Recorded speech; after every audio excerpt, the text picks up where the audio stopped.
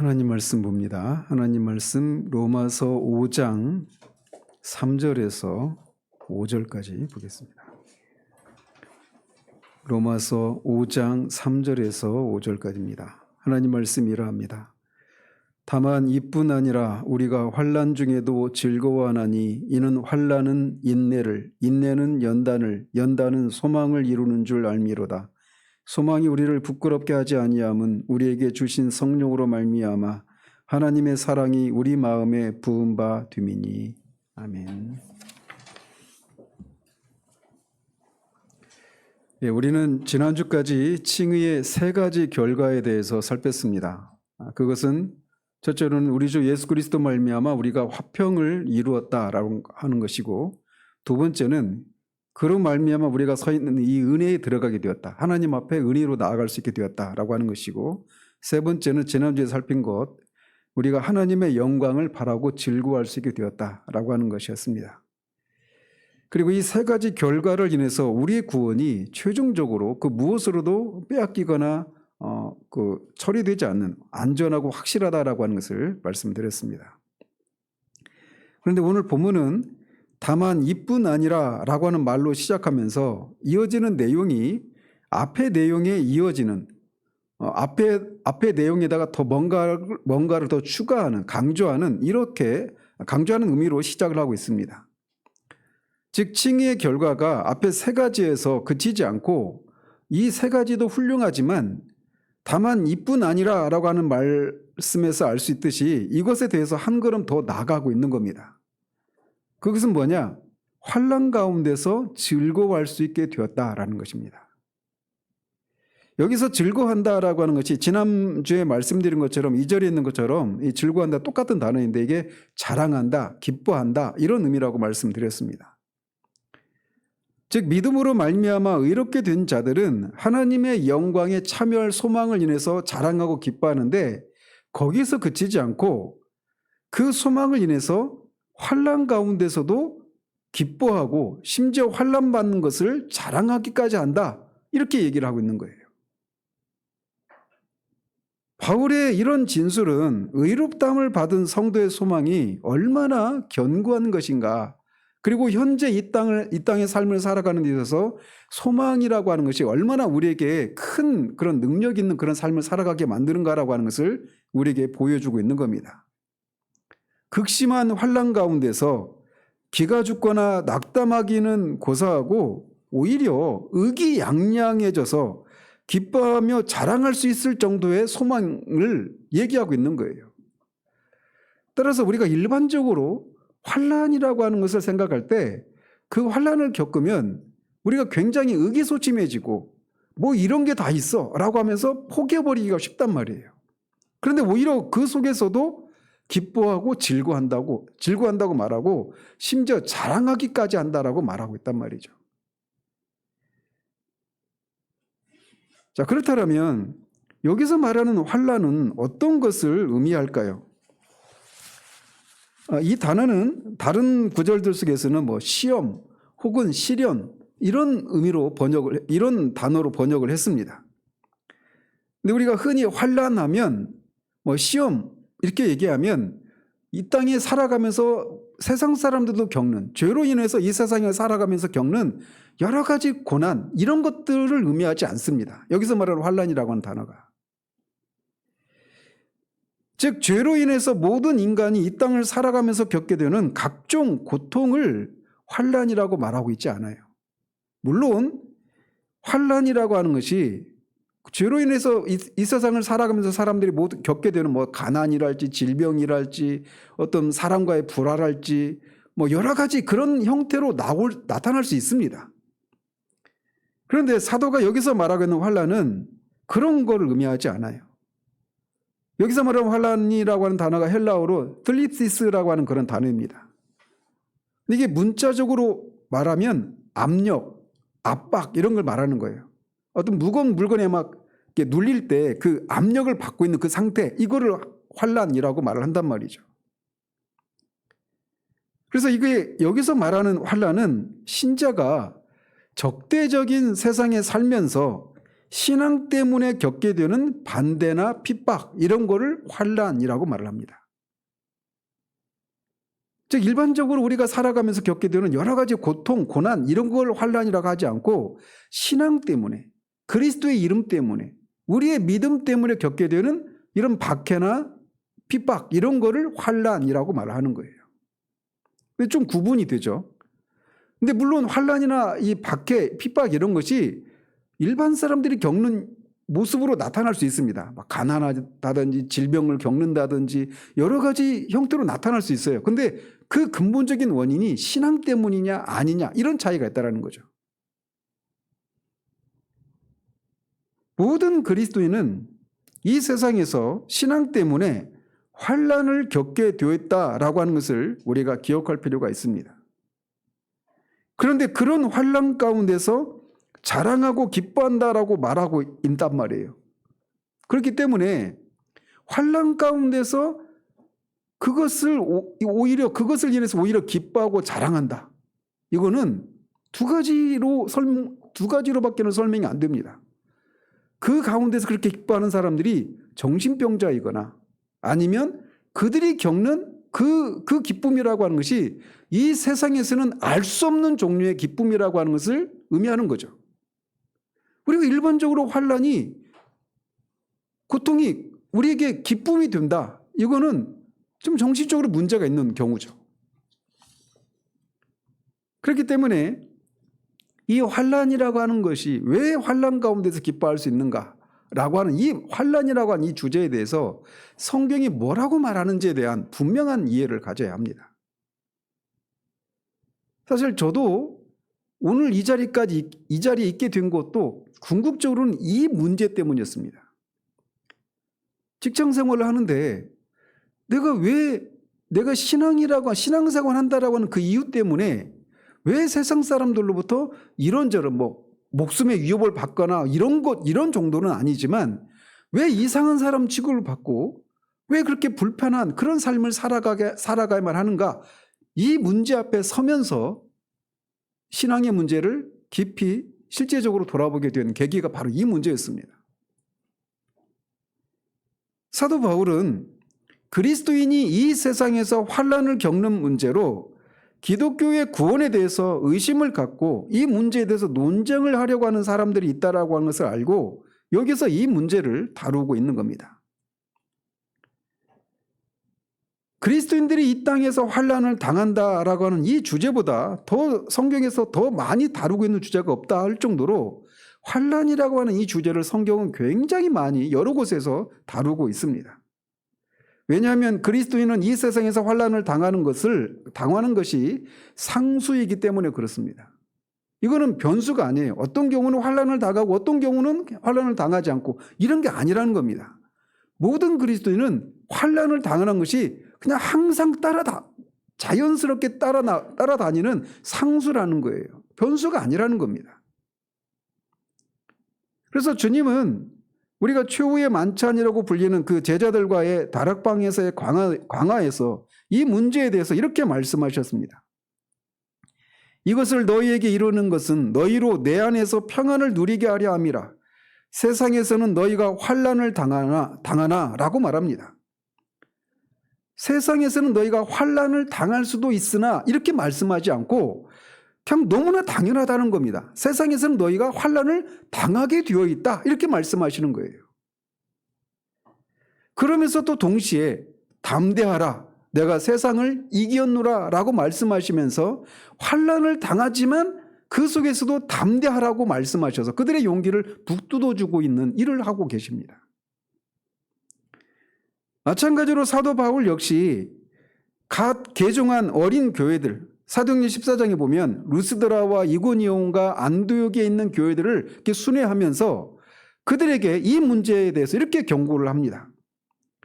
제자들의 마음을 굳게 하여 이 믿음에 머물러 있으라 권하고 또 우리가 하나님의 나라에 들어가려면 많은 환난을 겪어야 할 것이라 이렇게 말합니다. 즉 우리가 하나님 나라에 들어가려면 많은 환난을 겪는 것은 상수라고 말하고 있는 거예요. 하나님 나라에 들어가는데 환난을 겪지 않고도 들어갈 수 있는 어떤 샛길이나 이런 지름길이 있다, 어떤 비법이 있다라고 말하고 있지 않다는 말이죠.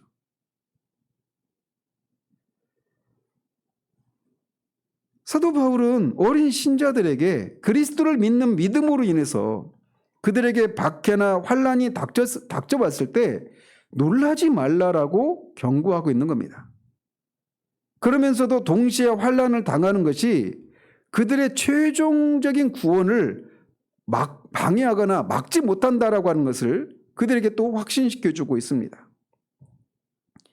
사도 베드로 역시 베드로전서 4장 12절 이하에서 똑같은 얘기를 합니다. 사랑하는 자들아, 너희를 연단하려고 오는 불시험을 이상한 일 당하는 것 같이 이상히 여기지 말라라고 말합니다. 거기서 말하는 불시험이 바울이 말하고 있는 환난을 의미하는 거예요. 이런 것처럼 그리스도인은 세상에서 환난을 당하게 되어 있다는 겁니다. 우리가 지혜롭게 대처하면 환난을 당하지 않는 어떤 제3의 길이 있다고 말하지 않고 모든 그리스도인은 어떤 종류이든지 그리스도의 이름 때문에, 신앙 때문에 환난을 겪게 되어 있다라고 말을 하고 있는 거예요. 우리가 이 세상에서 신자로서 살아갈 때 환난을 겪게 되어 있단 말이죠. 그런데 그 환난을 겪게 될 때 그것에 대처하는 방식보다 우리의 신앙이 진짜인가 아닌가를 판가름 내주는 것이 이 환난보다 더 분명한 시금석이 없다라고 말할 수 있습니다.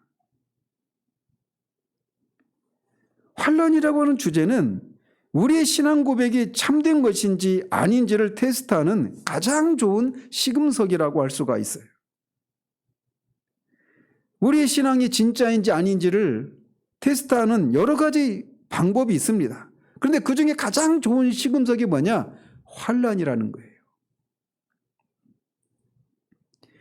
특별히 신앙 때문에, 그리스도의 이름 때문에 세상으로부터 환난을 당하는 상황에서 우리가 그 상황에서 어떻게 대처하는가를 보는 것보다 우리의 신앙이 진짜인가 아닌가를 확인하는 방법이 그것보다 더 좋은 게 없다라고 말할 수 있습니다. 우리가 일반적으로 사람들과의 관계 속에서도 그 사람이 내가 정말 나의 진정한 친구인가 아닌지 이걸 알 수 있는 방법이 뭡니까? 내가 가장 어려운 상황 가운데 그 사람이 나를 어떻게 대하는가, 이걸 보면 그 사람이 나하고 친한 이 이유가 나로부터 무엇인가를 얻어내기 위한 어떤 불순수한 그런 순전한 그런 마음으로 나와 친한 그 친분을 유지하고 있는지 아닌지를 알 수 있는 것처럼 환난이라고 하는 것이 바로 그렇게 우리의 신앙이 참된 것인지 아닌지를 알아볼 수 있는 가장 훌륭한 시금석이다라는 것입니다. 그리고 또한 이 환난이라고 하는 것은 기독교 신앙과 사이비 종교 또는 이단을 구분짓는 그런 특징이기도 합니다. 사이비 종교나 이단은 자신들이 주장하는 것을 믿으면 아무런 문제가 없다 이렇게 생각을 합니다. 근데 오늘날에도 기독교 안에 그런 생각을 갖고 있는 사람들이 굉장히 많습니다. 자신이 그리스도인이라고 자처하면서도 예수님을, 하나님을 단순히 그저 문제 해결자로만 생각하는 사람들이 바로 그런 것들을 보여주고 있는 거예요. 그래서 예수 믿으면 모든 것이 형통하고 아무런 문제가 없다라고 하는 그런 생각이 사람들 안에 굉장히 만연해 있어요. 제가 언제 한 번이 아니라 몇 번 말씀드렸죠. 제 청년부 때 그 교회 청년부 회장이었었는데 이제 그 지체 중에 한 자매의 어머님이 병원에 입원하셨어요. 유방암으로 입원하셨는데 결국은 나중에 이제 그 병으로 돌아가셨는데 병원에 계실 때 신방을 갔습니다. 청년부 이제 지체여서. 그래가지고 근데 마침 그 예수님을 믿지 않고 있는 상태였어요 그때. 그래서 우리가 막 복음을 증거하고 막 그랬죠. 그런데 옆에 병실에 누워있던 할머니가 거들어 주는 거예요. 우리가 복음을 전하는 것에 대해서. 그분은 이제 예수님을 믿는 분이었습니다. 하시는 얘기가 뭐냐? 예수 믿으면 안 아파. 당신은 아파서 지금 병원에 누워 있는데 예수 믿으면 안 아프니까 예수 믿으라는 겁니다. 그러니까 자기가 무슨 말을 하고 있는지도 모를 정도로 예수를 믿으면 안 아프고 가난하지 않고 모든 것이 잘 된다. 환난이라고 하는 것과는 이제 우리가 빠이빠이 한다. 이런 생각이 우리 안에 굉장히 많이 들어와 있어요.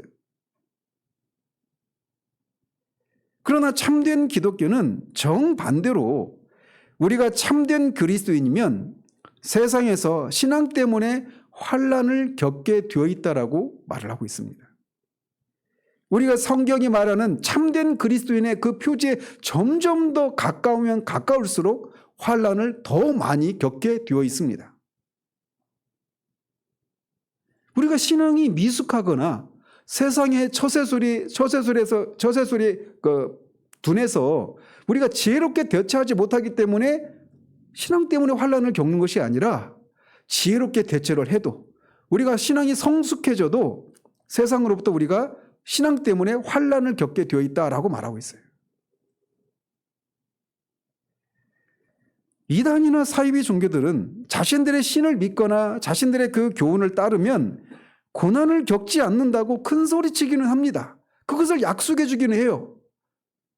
그러나 위기를 맞아서 사람들이 그들의 신, 그들의 가르침이 약속하는 그런 것을 필요로 할 때 그것들을 실제로 제공해 주지 못하는 것을 통해 그들의 가르침이 허위라고 하는 것이 드러나고 맙니다.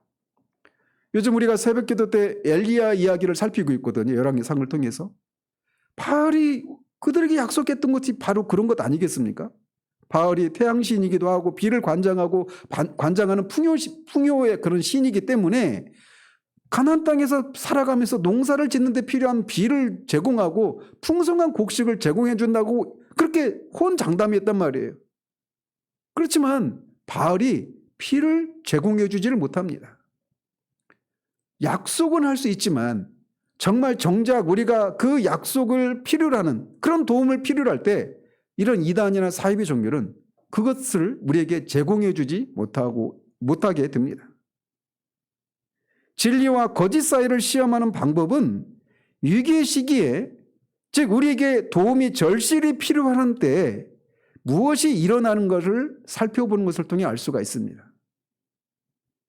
우리가 정말 도움이 필요할 때 그것을 주지 못하는 믿음이 있다면 그것은 진정한 기독교 신앙이 아니다라고 할 수가 있는 거예요. 그래서 우리가 진지하게 돌아봐야 합니다. 나는 예수님을 믿는다고 생각하고 나는 구원을 받았다고 생각하는데 왜 나는 어떤 위기의 상황 가운데서 그 위기의 상황 가운데서 하나님으로부터 하나님이 약속하신 것들을 받아내는 것과는 나는 상관이 없는 그런 사람인가? 라고 하는 것을 통해 진지하게 우리의 신앙을, 하나님과 우리의 관계를 돌아보는 것이 필요한 것입니다. 저는 코로나가 지나가고 난 지금의 시대의 교회 모습을 보면서 이 문제가 더욱 실제적으로 다가오는 것을 봅니다. 환난이라고 하는 이 주제는 한 사람의 신앙이 참된 신앙인지 아니면 단지 감정적이고 심리적인 것에 지나지 않는 체험에 근거한 가짜 신앙이거나 일시적인 것인지를 테스트해보는 매우 좋은 방법입니다. 저도 그렇고 여러분들 중에도 한때는 어떤 사람이 어떤 지표나 말씀을 듣고 놀라운 체험을 했다고 하면서 만나는 사람마다 자신이 경험한 것을 막 자랑스럽게 얘기하고 신앙에 열심을 냈다가 어떤 위기를 만나고 나서는 그 사람이 흔적도 없이 사라져버리는 그런 사례들을 아마 여러분들이 지금까지 신앙생활을 하면서 수도 없이 많이 발견했을 것입니다. 그 사람이 어떤 지표나 기도 가운데든지 예배 가운데든지 어떤 은혜를 경험했다고 말하면서 그가 경험한 것을 막 얘기할 때 우리 자신도 내가 정말 나는 저 사람은 저렇게 놀라운 은혜를 체험했다고 하는데 나는 그것이 없는 나를 보면서 내가 구원받은 사람 맞아? 이렇게 생각할 정도로 어떤 사람이 그렇게 자신이 체험한 것을 막 자랑스럽게 떠벌리고 그 이후로 놀라운 열심을 내는 그런 모습을 우리는 지나면서 많은 그런 사람들을 종종 발견합니다. 그런데 그가 어떤 삶의 위기가 찾아왔을 때 그렇게 자신이 자랑했던 믿음 이런 것을 저버리고 떠나버리는 그런 모습들을 우리는 많이 봅니다. 저는 코로나가 그런 사람들을 한 차례 걸러내는 그런 역할을 했다라고 봐요. 아마 이거를 지나면서 수십만 내지 수백만 명이 교회를 떠나버렸습니다. 우리가 여기에만 있으니까 그 현실을 잘 모를 수 있는데 실제로 그래요.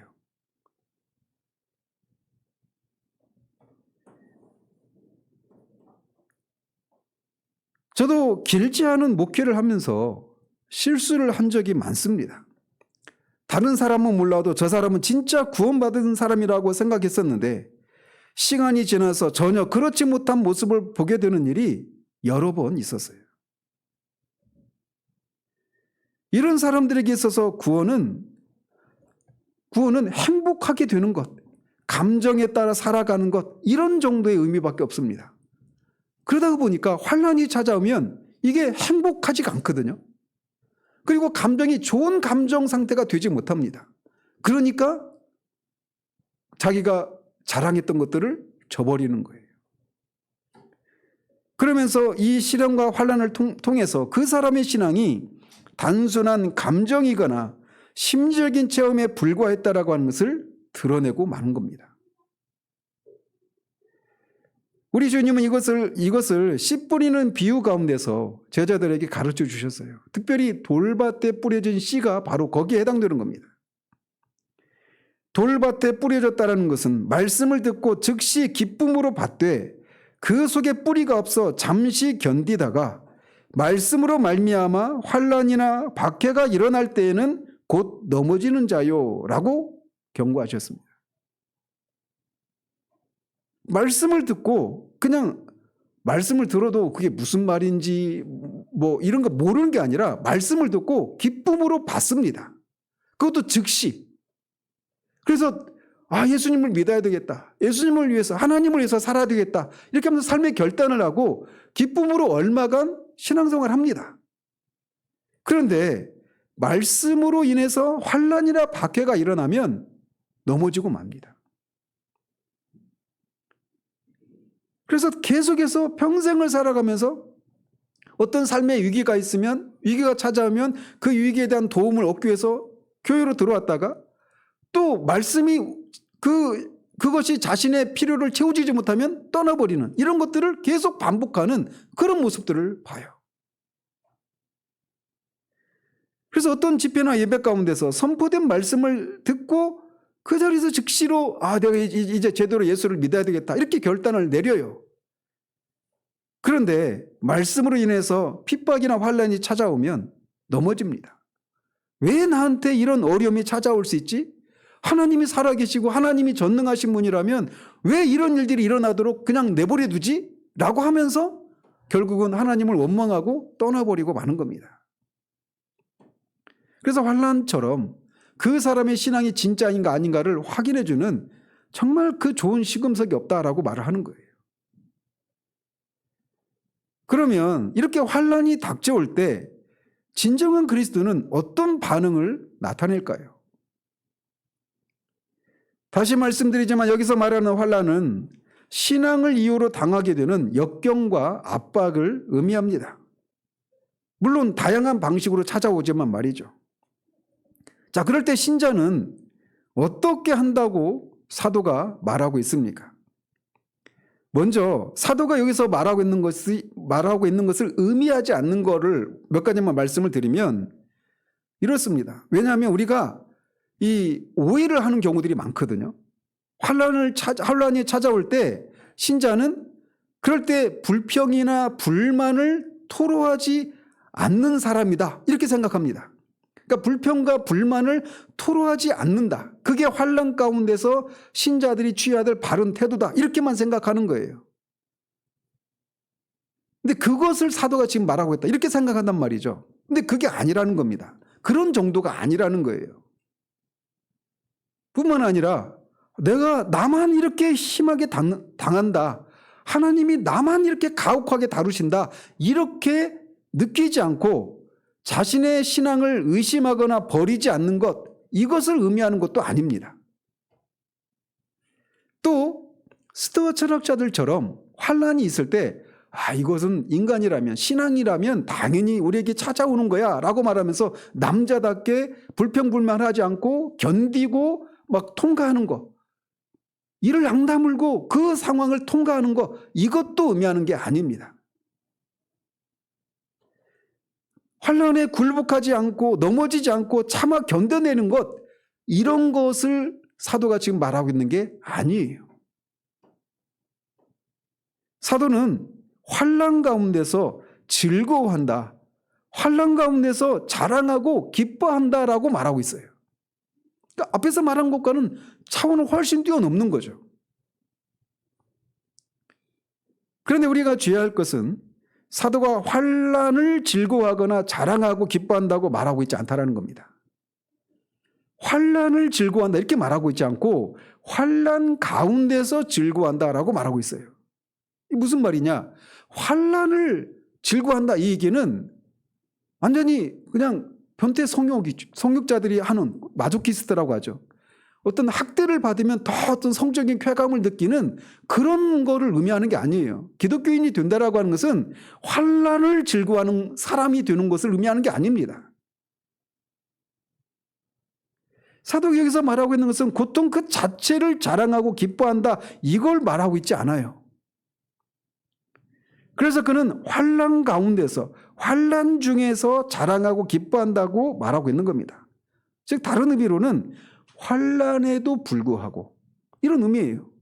환난에도 불구하고 기뻐하고 자랑한다라는 겁니다. 따라서 이것이 의미하는 바를 알려면 환난 가운데서 기뻐하는 것이 무엇인가를 말해주고 있는 성경의 여러 사례들을 보면 이 의미가 더 분명히 드러납니다. 먼저는 주님은 산상수훈에서 이렇게 말씀하신 바가 있습니다.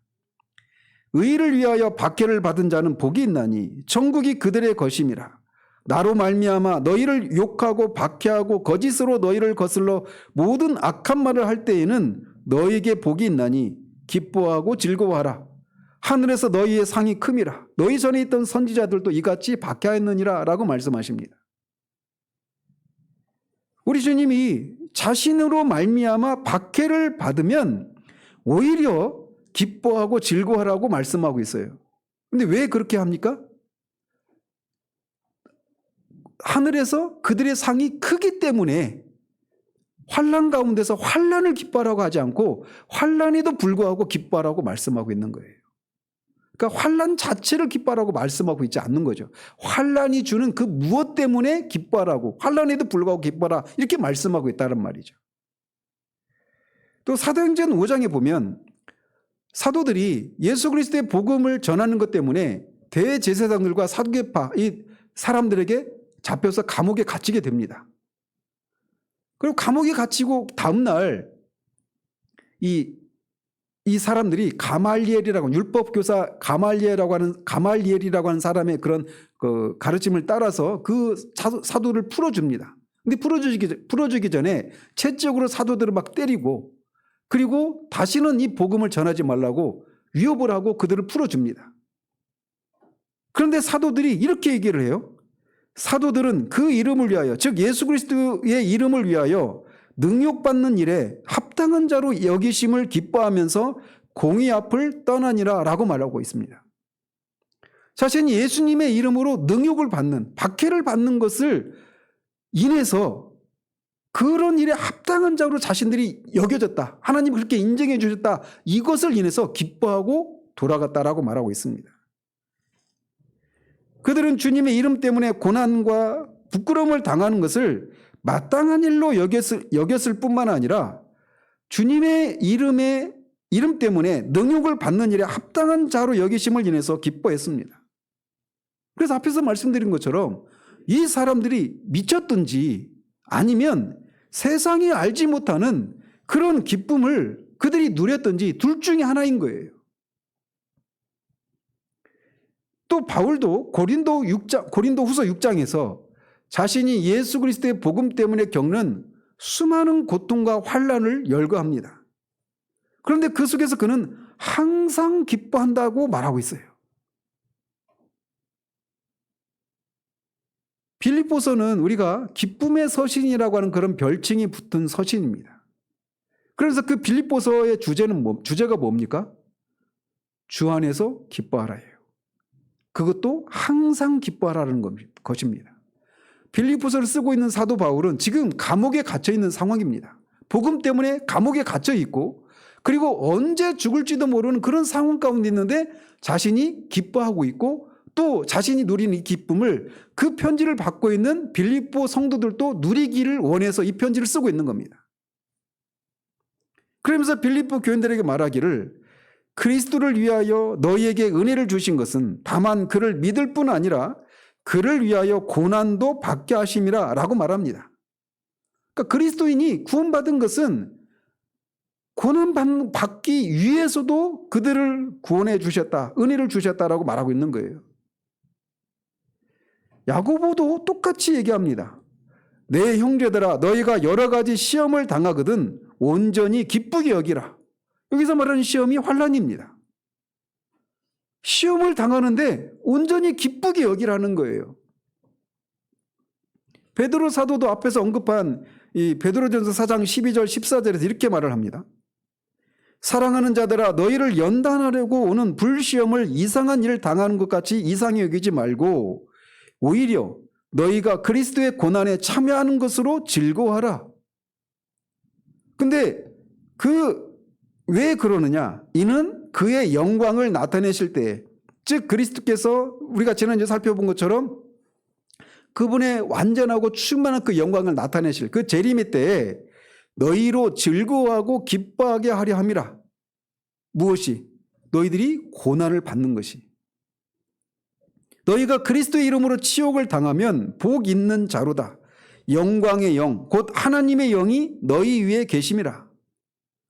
그래서 16절에서는 만일 그리스도인으로 고난을 받으면 부끄러워하지 말고 도리어 그 이름으로 하나님께 영광을 돌리라. 이렇게 말하고 있는 겁니다. 한번 생각해 보십시오.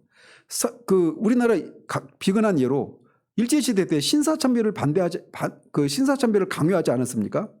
근데 그때 거의 소수의 사람, 5%도 안 되는 아주 소수의 사람만 신사참배에 반대를 저항을 했습니다. 그리고 대다수는 다 거기에 찬성을 했어요. 그리고 대다수가 다 신사참배를 했습니다. 그런데 신사참배를 했던 사람들이 다수인 상황 속에서 신사참배를 하지 않은 사람들은 소수였어요. 그들은 감옥에 갇히기도 하고 막 여러 가지 그런 고난을 겪었습니다.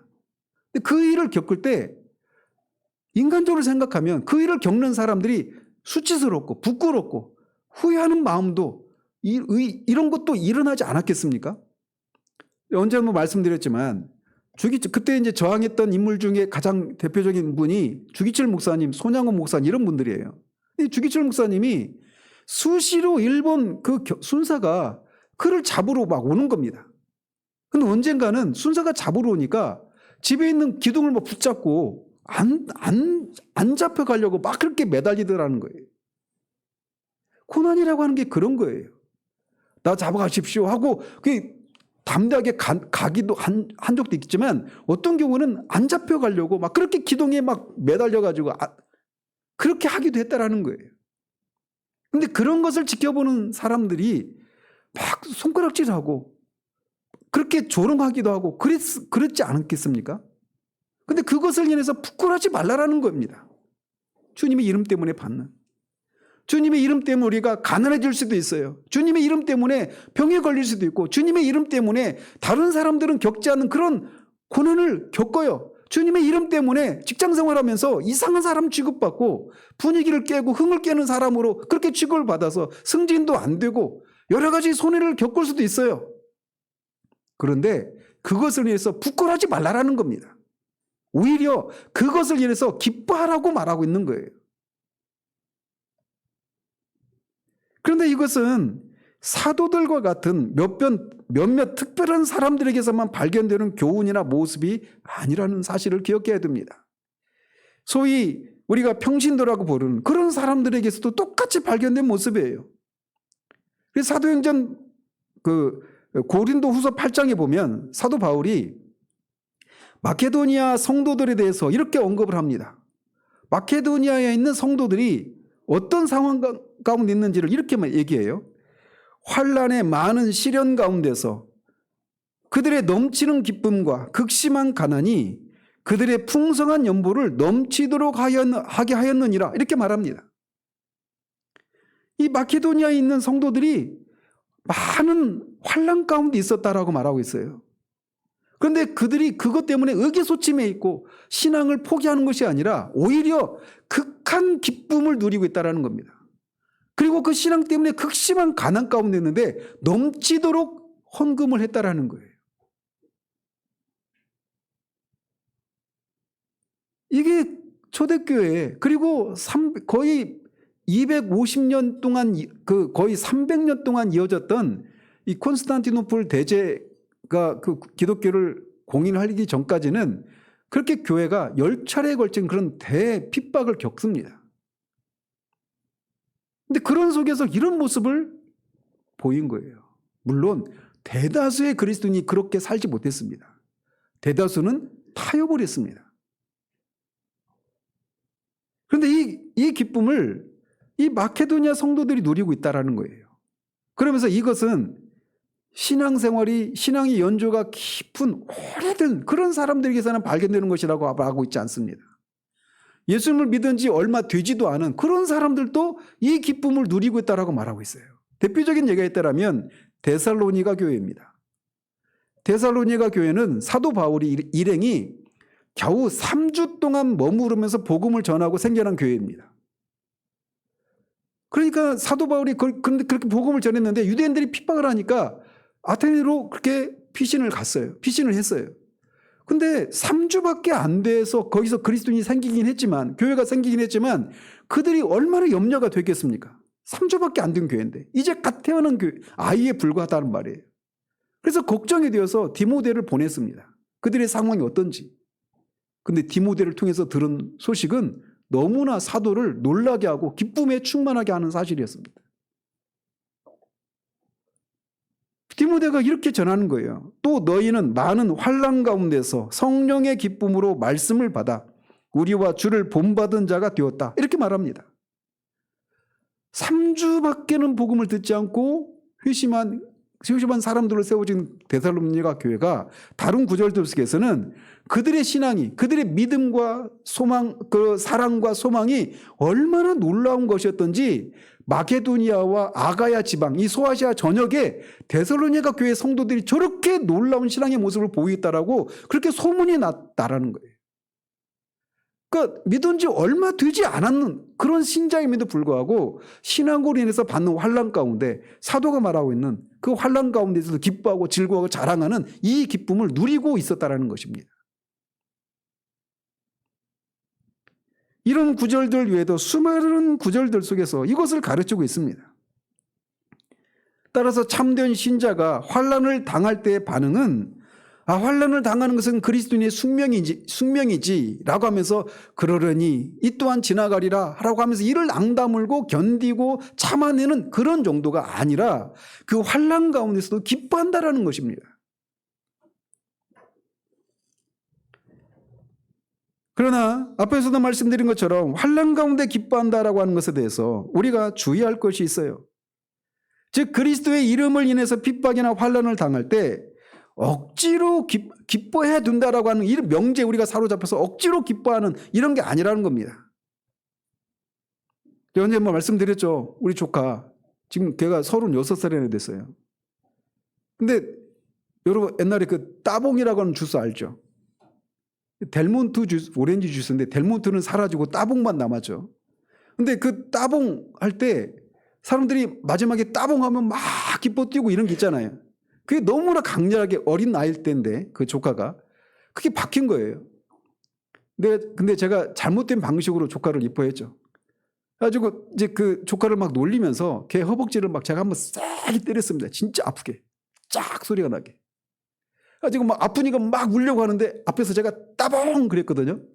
그랬더니 울지를 못하고 따봉 하면서 울지를 못하는 거예요. 왜? 따봉하면 기뻐해야 되니까. 즐거워해야 되니까. 그런 것처럼 환난 가운데서 참된 성도는 환난 가운데서 기뻐하고 즐거워해야 된다. 이것이 바뀌어서 억지로 기뻐하고 즐거워하는 이걸 의미하는 게 아니에요. 그래서 환난이 닥치는 순간 자동적으로 하나님을 찬양하고 기뻐해야 된다라고 하는 것을 의미하는 게 아닙니다. 우리는 마조키스트들이 아닙니다. 히브리서 12장에서 징계가 어떻게 유익한 것인지를 말하면서 사도는 징계에 대해서 이렇게 얘기합니다. 무릇 징계가 당시에는 즐거워 보이지 않고 슬퍼 보인다라고 말합니다. 징계가 주는 유익이 있는데 그 징계 받을 당시에는 그게 즐거워 보이지 않고 슬퍼 보인다라는 거예요. 마찬가지로 환난이 주는 유익이 분명히 있어요. 그러나 환난 그 자체는 당시에는 즐거워 보이지 않고 슬퍼 보이는 거예요. 할 수만 있으면 환난을 안 당하고 싶어하는 그런 마음이 있다라는 것이죠. 인간이 된다라고 하는 것은 투쟁가가 되는 겁니다. 우리의 감정이나 이런 것들에 대해서 완전히 무감각한 사람이 되어서 환난이 와도 늘 웃는 그런 로봇이 된 존재가 아니에요. 환난 그 자체는 고통입니다.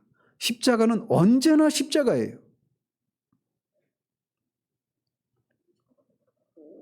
그러면 어떻게 그 환난 가운데서 즐거워하는 것이 가능할까요? 그것은 환난이 주는 유익 두 가지 때문에 그렇습니다. 그들이 참된 신자가 고난을 받는 가운데서도 여전히 즐거워하고 자신의 믿음을 자랑할 수 있는 그런 길이 뭐냐라는 거죠. 여기서 환난이 주는 그것은 그 이유는 뭐냐? 이 두 가지를 알았기 때문이라는 거예요. 두 가지 유익을 알았기 때문에. 첫 번째로는 이 환난이 구원을 이루어가는 데 있어서 없어서는 안 되는 필수 코스로 그들이 받아들인 겁니다. 일단은. 그래서 앞에 사도행전 14장에서도 사도 바울이 이 연약한 그 교회들을 향해서 너희가 하나님 나라를 들어가려면 많은 환난을 겪어야 한다라고 말했던 것처럼 그리스도인이라면 환난을 신앙 때문에 믿음 때문에 환난을 겪게 되어 있구나. 이거를 먼저 아는 겁니다. 그리고 또 로마서 8장 17절에 보면 우리가 하나님의 자녀인 성도들이 그리스도와 함께한 후사로서 상속자로서 그분과 함께 영광에 참여하기 위해서는 고난을 그와 함께 환난을 당하게 되었다라고 말하는 것을 그들이 받아들이는 겁니다. 환난을 그렇게 받아들이는 거예요. 즉 환난을 당한다. 이것은 뭘 의미하느냐? 내가 하나님 나라의 상속자라고 하는 것을 말해주는 것이다. 내가 하나님 나라를 향해 가고 있는 사람이다. 진정한 그리스도인이라고 하는 것을 말해주는 그런 것이다라고 하는 것을 먼저 그들이 알았다라는 겁니다. 환난에 대해서 이런 이해가 있었기 때문에 당시의 상황이 아무리 무겁고 고통스럽게 느껴질지라도 슬퍼하거나 낙심하지 않을 수 있었던 것입니다. 1차적으로 이 로마서를 받고 있는 이 초대교회 당시에 로마서의 수신자들이 살았던 그 이교도 사회 속에서 그리스도인이 된다라고 하는 것은 많은 것을 포기하고 희생하는 것을 의미합니다. 로마서가 쓰여질 당시만 해도 아직 네로 황제에 의해서 그런 핍박이 시작되지는 않았지만 이제 그런 상황이 이미 유대인들로부터는 핍박이 있었어요. 그럼에도 불구하고 그들이 용기를 잃지 않을 수 있었던 것은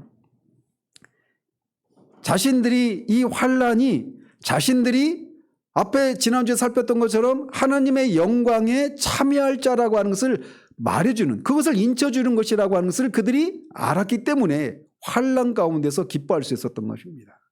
환난 그 자체는 기쁜 것이 아니에요. 슬픈 것이고 고통스러운 것이지만 이 환난을 내가 예수님 때문에 신앙 때문에 환난을 겪고 있는 이것은 내가 하나님의 영광에 참여할 자라고 하는 것을 말해주는 표구나 내가 하나님 나라를 상속할 사람이라고 하는 것을 말해주는 것이구나 이것을 아는 것을 인해서 환난 가운데서 기뻐할 수 있었던 겁니다. 그래서 환난을 인해서 내가 하나님의 자녀라고 하는 것을 말해주는 거구나라고 하는 것을 인해서 자랑할 수 있었던 것입니다. 두 번째로는 이 환난이 주는 유익 때문에 그들은 환난 가운데서도 기뻐하고 자랑할 수 있었습니다. 사도는 환란이 주는 유익을 4절에서 세 가지를 언급합니다. 그것은 인내, 연단, 소망입니다. 먼저 사도는 환란이 인내를 이룬다라고 말합니다. 인내라고 하는 단어는 문자적으로는 뭐뭇의 아래에 거하는 것 혹은 밑에서 참고 견디는 것, 이런 의미가 있습니다. 그리고 그 의미가 확대되어서 인내, 견딤, 확고부동, 이런 의미로 발전하게 됩니다. 그래서 고대 그 헬라 문헌들 속에서는 이 단어가 지조나 정조, 정결, 확고부동, 이런 의미로 이렇게 확대해서 적용하면서 인간의 고상한 그런 미덕 가운데 하나를 가리키는 용어로 사용이 되었습니다. 그러니까 인내가 그냥 이를 앙다물고 참고 견디는 것, 이걸 의미하는 게 아니에요. 자, 그렇다면 환란이 어떻게 인내를 이룰까요? 이것은 이런 방식입니다. 우리가 환란을 당하게 되면 우리는 그제서야 우리의 실상, 우리의 진면목을 발견합니다. 즉 환란을 당하기 전까지는 우리는 우리 자신에 대해서 과대평가를 하는 경향이 있습니다. 그래서 제가 옛날에 만났던 한 신대원 다니던 그때 이제 신대원 다녔나? 아무튼 그 친구를 만났는데 저는 직장을 다니고 있었고 어느 날 제가 이제 저희 집에 이제 몇 달 동안 같이 생활을 했어요. 어디 기거할 데가 없어가지고. 근데 그 친구가 그런 얘기를 하는 겁니다. 자기가 직장 생활하면 정말 멋지게 그리스도인의 삶을 멋지게 살아낼 것 같다, 이런 얘기를 하더라고요.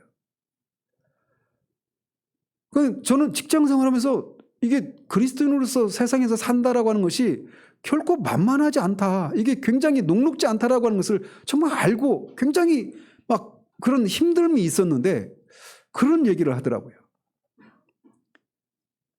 우리가 환란이라고 하는 것이 무엇인가를 직접 목격하기 전까지는, 직면하기 전까지는 우리는 우리 자신에 대해서 과대평가입니다. 그래서 어떤 고난이 와도 내가 기꺼이 모든 것을 위해서, 주님을 위해서 내가 기꺼이 그런 것들을 다 감수해 내리라. 그 환란 가운데서 결코 나는 신앙을 처리하거나 후회하거나 이러지 않을 것이다, 이런 다짐을 합니다. 우스갯소리로 그런 얘기 하잖아요. 누구죠? 야구 권투 선수 타이슨, 마이크 타이슨이 그런 얘기를 했다고 그러잖아요. 누구든지 링 위에서 나를 만나기 전까지는 다 나름대로 계획을 세우고 온다. 나를 만나면 그냥 이리도 못 가서 다 KO 펀치 당하는 거예요. 환란이라고 하는, 마이크 타이슨이라고 하는 환란을 겪기 전까지는 나름대로 환란을 당하면 나는 이렇게 할 수 있어, 해야지, 이런 생각을 할 수 있습니다. 근데 진짜 환란을 겪으면 목숨을 위협하는 환란도 아니에요. 그냥 내가 예수 믿는다라고 하는 것 때문에 사람들로부터 이상한 취급받고 승진에 누락되고 이런 정도입니다. 목숨을 거는 것도 아니에요. 그런데 그런 환란을 직접 겪게 되면 우리는 그 앞에서 한없이 작은 우리를 발견합니다. 내가 얼마나 무능력하고 연약한지 이거를 발견해요. 그리고 우리가 과소평가했던 우리 외부에 있는 원수들이 그전에는 내 자신을 과대평가했던 것처럼 그 원수들에 대해서도 과소평가했습니다. 근데 직접 겪으면 이게 결코 작지 않다라고 하는 것을 발견합니다. 그러면서 내가 이것밖에 안 되다니 라고 생각을 해요. 그제서야 발견한 거죠.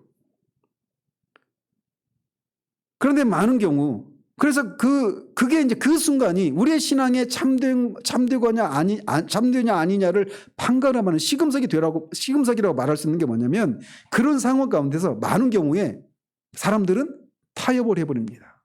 또는 물러가 버립니다. 그런데 참된 신앙인은 어떻게 하느냐?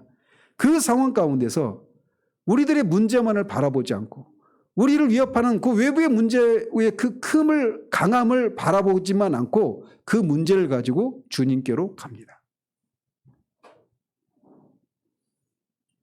우리는 문제들만을 바라보지 않고 주님께서 말씀하셨고 약속하셨던 것을 기억해내고 시험과 환난의 문제를 가지고 주님에게로 나아가는 것입니다.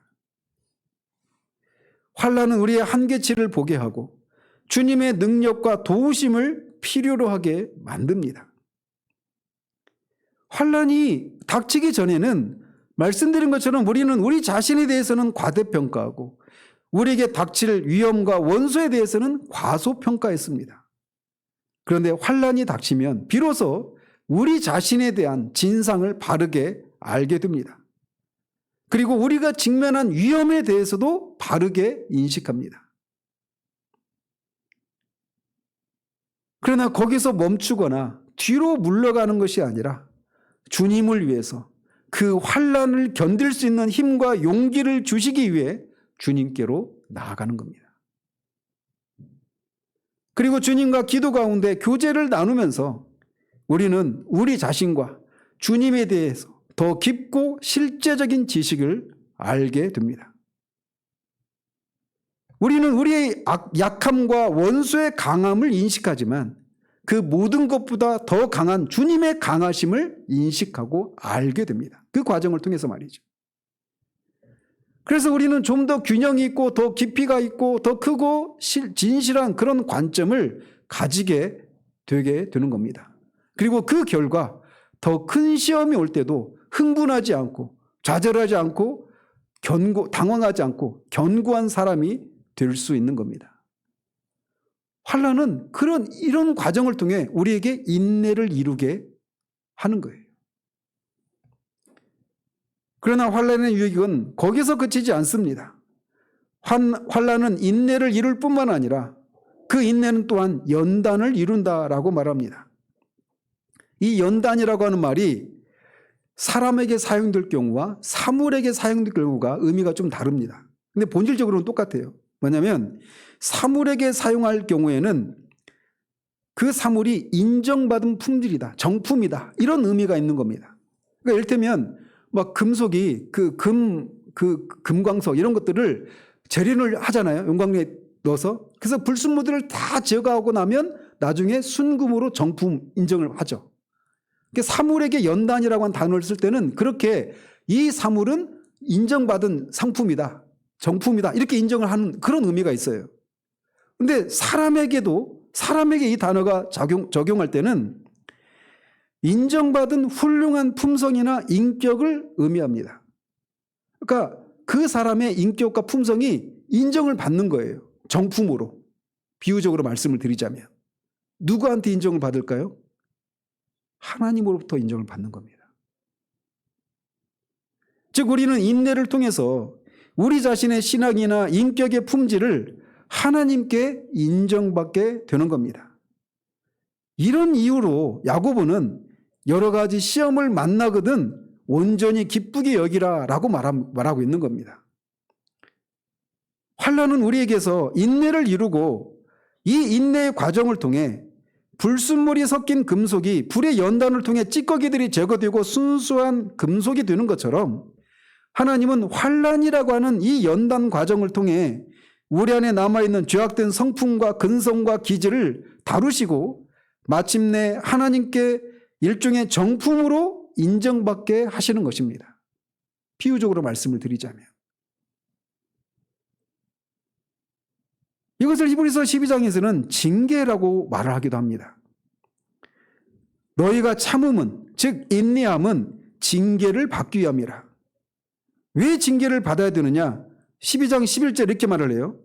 무릇 징계가 당시에는 즐거워 보이지 않고 슬퍼 보이나 후에 그로 말미암아 연단받은 자들은 의와 평강의 열매를 맺는다라고 말하고 있습니다. 즉 우리로 하여금 의와 평강의 열매를 맺는 그런 사람이 되도록 하기 위해서 하나님이 우리에게 징계를 허락하신다 이렇게 말씀하고 있는 거예요. 그리고 이 연단을 통과하는 동안 하나님이 우리를 사랑하신다라고 하는 것을 깊이 그리고 실제적으로 경험하게 됩니다. 그래서 징계에 대해서 히브리서 기사는 이렇게 말을 해요. 주께서 그 사랑하시는 자를 징계하시고 그가 받아들이시는 아들마다 채찍질하심이라 하였으니 징계를 허락하신 이유가 뭐냐? 하나님이 아들과 같이 너희를 대우하시기 때문에 너희들을 징계한다 이렇게 말하고 있는 거예요.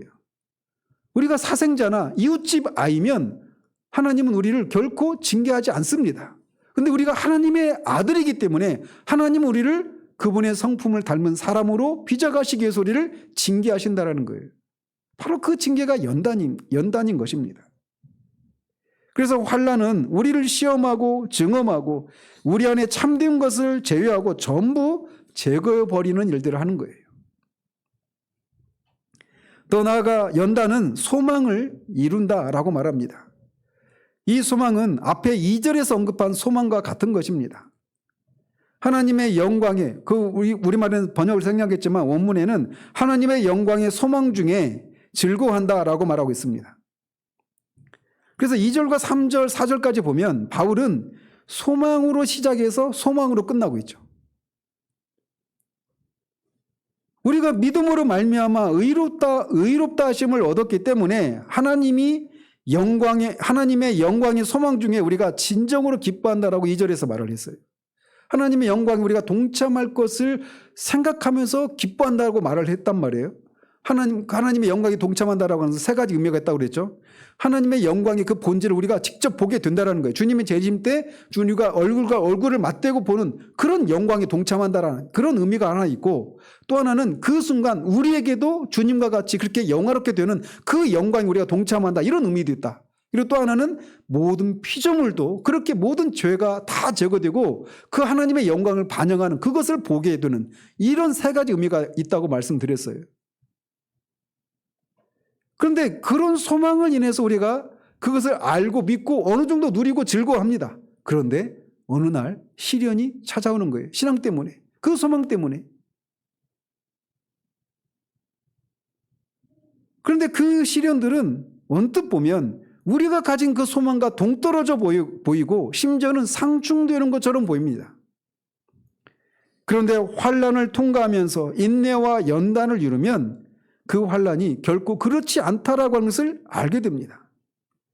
즉 그 시련과 환난이 처음에 우리가 가졌던 소망이 헛된 것이거나 잘못된 것이 아니라 오히려 그 소망이 정말 진짜 소망이라고 하는 것을 확신하게 해주는 그런 역할을 한다라고 말하고 있는 거예요.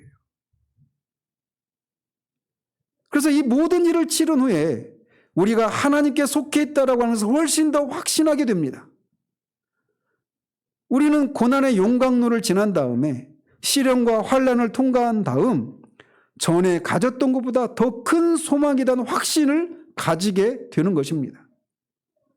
그래서 우리의 소망은 처음에 가졌던 것보다 더 크고 확실한 소망이 되는 것입니다. 그래서 같은 소망이긴 하지만 그 전에 비해서 훨씬 더 크고 큰 확신을 가지게 된다라는 것이에요. 바로 이런 이유들 때문에, 즉 두 가지 이유, 환난을 겪는다라고 하는 것은 우리가 하나님의 자녀라고 하는 것을, 우리가 구원받은 자녀이고 하나님의 나라에 들어가는 그런 사람이라는 것을 확인해 주는 그런 것이기 때문에 환난을 가운데서도 기뻐하고, 또 하나는 환난이 이런 유익을 주기 때문이에요. 인내를 이루고 하고 연단을 이루고 또 소망을 이루기 때문에.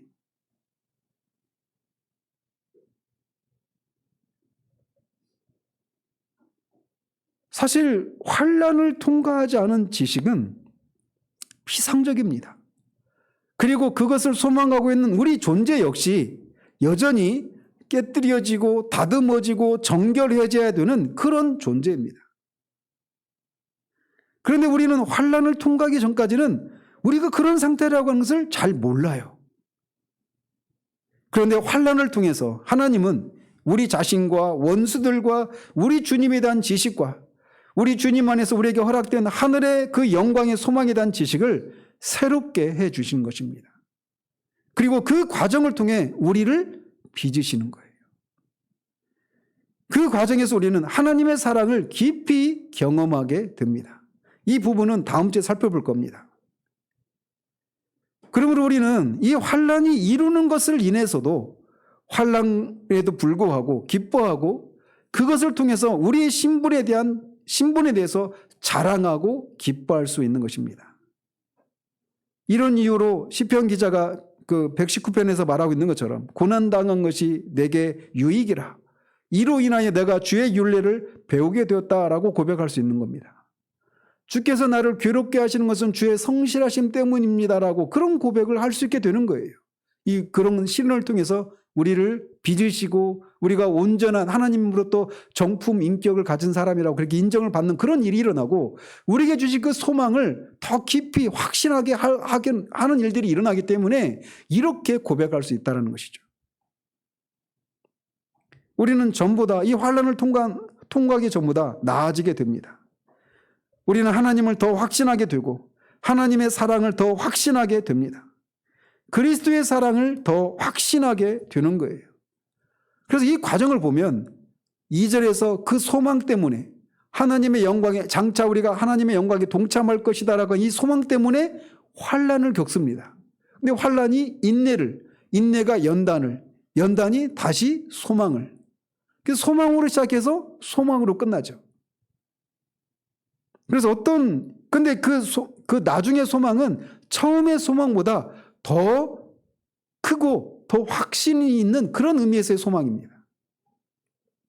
그래서 어떤 주석가는 그리스도인의 소망은 인내의 부모이면서 자녀다 이렇게 말을 했습니다. 즉 그리스도인의 소망은 인내의 부모도 되면서 또 동시에 인내의 자녀도 된다 이렇게 말을 하고 있는 거예요. 왜 그렇습니까? 소망 때문에 환난을 겪고 환난이 인내를 이루잖아요. 그러니까 인내는 소망 때문에 생겨난 겁니다. 그런 의미에서 소망은 인내의 부모가 되는 거죠. 그런데 그 인내는 연단을 이루고 결국은 소망이라고 하는 것도 낳습니다. 그러니까 인내는 또 그러니까 소망은 인내의 또 자녀가 되는 거예요. 그래서 소망이 그리스도인에게 있어서 소망은 인내의 부모이기도 하면서 자녀이기도 하다 이렇게 얘기를 하는 것입니다. 우리가 환난 가운데서 인내할 수 있는 것은 우리가 이 소망을 가졌기 때문에 그렇습니다. 그 환난이 우리를 인내를 이루고 연단을 이루고 우리가 가진 그 소망을 더 확실하고 더 분명하게 해주기 때문에 그 과정 속에서 우리가 아들의 형상을 닮은 그런 사람으로 빚어져가는 그런 일들이 있기 때문에 그런데 그런 환난을 겪기 전까지는 우리 자신에 대해서 몰랐었던 우리가 우리 자신에 대해서 피상적으로 알고 과대평가하거나 또는 우리의 원수들에 대해서는 과소평가하는 그런 우리를 범하고 우리에게 허락하신 그 소망이라고 하는 것이 얼마나 크고 영광스러운 것인가에 대해서도 아주 미미한 그런 희미한 지식을 가지고 있었다가 환난을 통과하면서 이 모든 것들이 새롭게 되는 그런 일이 있기 때문에 환난 가운데서도 기뻐할 수 있는 것입니다. 이게 우리가 이 땅을 살아가는 이유예요. 그리스도인이 이 땅을 살아가는 이유는 바로 여기에 있는 겁니다. 그렇기 때문에 우리가 사도가 말하는 것처럼 또 사도 이후에 지금까지 수많은 사람들이 그렇게 살아왔던 것처럼 환난 가운데서도 기뻐할 수 있는 그런 우리들이 되기를 바랍니다. 우리 시대는 사도 당시, 초대교회 당시 또 지금 북한에 있는 성도들이 겪고 있는 것처럼 또 이슬람권에서 겪고 있는 그런 우리 지체들이 겪고 있는 것처럼 그런 종류의 환난을 우리 대한민국에서는 겪지 않습니다. 그들이 겪는 환난에 비하면 우리는 정말 세 발의 피죠. 아무것도 아니에요. 근데 너무나 우리는 평안한 그런 시대 가운데 살고 있기 때문에 주님의 이름을 위해서 조그만 어떤 환난을 겪기만 하면 마치 그것이 막 대단한 환난이라도 겪는 것처럼 그렇게 생각하고 이런 환난을 겪고 있는 나에 대해서 굉장히 과다평가하고 마치 내가 다른 사람보다 어떤 우월한 사람처럼 그렇게 생각하는 경향이 있습니다. 제 자신이 그랬어요. 그런데 그들에 비하면 우리는 사실 정말 환난이라고 하는 단어를 붙이기에도 그렇게 부끄러운 그런 상황 가운데 있어요. 그럼에도 불구하고 하나님은 그것을 환난이라고 부르십니다. 그리고 그 환난을 통해서도 하나님은 인내를 이루시고 우리를 연단하시고 이 소망을 우리 가운데 새롭게 하시는 일들을 지금도 하셔요. 그렇기 때문에 주님의 이름 때문에 우리가 이런저런 크고 작은 그런 환난을 겪을 때마다 내가 이런 환난을 겪으면 내가 뭔가 잘못하고 있기 때문에 또는 내가 어떤 지혜가 부족하기 때문에 내가 가짜 신앙이기 때문에 이런 것을 겪는가 이런 생각을 하지 않기를 바랍니다. 우리는 그런 가르침에 거짓된 가르침에 너무나 많은 시대를 살아가고 있어요. 저 자신도 그랬고요. 그러나 우리가 그리스도인이라면 진짜 우리가 그리스도인이라면 주님의 이름 때문에 환난을 겪게 되어 있습니다. 그러다 그 환난 때문에 우리가 의기소침해지고 뒤로 물러가는 사람이 아니라 그 환난을 견딜 수 없는 우리 자신의 연약함을, 그 환난의 큼을 가지고 주님께로 나아가시는 여러분 되시기를 바랍니다. 그리고 주님이 주시는 그 힘을 인해서 그 환난을 이기고, 그런 과정을 통해, 그런 과정 속에서 우리 안에 우리의 인격이 더 고상해지고 품위 있는 사람이 되고 그리스도를 닮은 그런 사람들이 되기를 바라요. 그렇게 이게 그냥 한 번의 체험으로 끝나는 것이 아니라 우리가 죽을 때까지 이 과정을 계속, 이런 과정을 계속 반복해 나가는 겁니다. 그리고 주님께 나갈 때 우리가 정말 그렇게 정결하고 온전한 모습으로 서게 하시는 거예요. 그런 이유로 환난을 기뻐할 수 있는 저와 여러분이 되시기를 우리 주님의 이름으로 축원드립니다. 같이 하나님 앞에 기도하도록 하겠습니다. 하나님 아버지, 참으로 이 환난 가운데서 기뻐하고 자랑한다라고 하는 이것이 하나님 먼 얘기로만 들리지 않는 우리들 되기를 원합니다. 정말 주님이 말씀하신 것처럼 주님의 이름 때문에 모든 신자들은 반드시 환난을 겪게 되어 있다라고 하는 이 사실을 우리가 기억하고, 그것을 인해서 위축되고 무서워하는 것이 아니라 그 문제를 가지고 주님께로 나아가서 주님이 주시는 그 힘으로 그 환난을 넉넉히 이김으로 환난 가운데서도 기뻐하는 것이 무엇인가를 아는 데까지 나아가는 우리들 될 수 있도록 도우시기를 원합니다. 그 과정 가운데서 우리가 하나님 정말 주님의 형상으로 온전히 빚어져 가고, 우리에게 주어진 그 소망이 얼마나 실제적이고 얼마나 크고 영광스러운 것인지를 알아서 하나님 이 세상에 대해 연연하는 것들을 하나님 아버지 참으로 끊어내고 오직 주님으로 만족하고 하나님의 나라 위에 있는 것들을 추구해 나가는 그런 우리들의 삶이 될 수 있도록 도우시기를 원합니다. 너무나 가난한 시대를 우리가 살아가고 있습니다. 그리스도인으로서 환난을 겪는 이 문제에 있어서도 우리는 너무나 가난한 시대를 살아가고 있고, 참으로 교회 시대 가운데 지금도 동시대에 주님을 믿는 것 때문에 목숨의 위협을 받고 있는 그런 지역에서 살고 있는 형제 자매들이 겪는 그 환난과는 비교할 수 없는 작은 환난 앞에서도 우리가 엄살을 부리고 너무나 작은 모습으로 그렇게 보이는 시대를 살아가고 있습니다. 그럼에도 불구하고 주님이 우리에게 우리의 체질을 아셔서 우리에게 허락하신 그 환난을 인해서 아무것도 아니라고 우리가 또 그렇게 냉소적으로 바라볼 것이 아니라, 환난은 언제나 환난이기에 그 앞에서 하나님 우리가 그 문제를 가지고 주님이 주시는 그 도우심과 그 능력을 경험함으로 우리가 믿는 바 그 모든 진리에 대해서 실제적으로 알게 하시고 우리 자신을 더 깊이 실제적으로 알게 하시며 주님을 더 깊이 아는 그런 일들이 일어나 정말 우리 존재가 더 깊어지는 그런 일들이 일어날 수 있도록 도우시기를 원합니다. 예수 그리스도 이름으로 기도합니다. 아멘.